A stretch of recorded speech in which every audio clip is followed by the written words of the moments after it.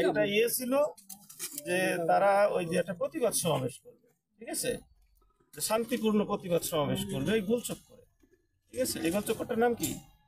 এটার নাম হচ্ছে কাঞ্চন মোড়। কাঞ্চন মোড়, রাইট। কাঞ্চন মোড় ব্রিজটা ক্রস করে গোলচক্করে একটা প্রতিবাদ সমাবেশ করবে। সেই প্রতিবাদ সমাবেশটা কি, যে এখানে অনৈতিক কার্যক্রম হয়, এটি আছে তাদের এটার প্রতিবাদে, ঠিক আছে। তো আমি হুজুরদের বলছি, হুজুর আপনারা শান্তিপূর্ণ মানুষ, আপনারা শান্তি প্রতিষ্ঠা করার জন্য চেষ্টা করেন, আপনাদেরকে আমরা সবাই শ্রদ্ধা করি, আপনারা গ্যাঞ্জামে যাবেন। তারা ওয়াদা দিচ্ছে না আমরা কখনোই কোনোভাবেই গ্যাঞ্জাম করবো না, ঠিক আছে।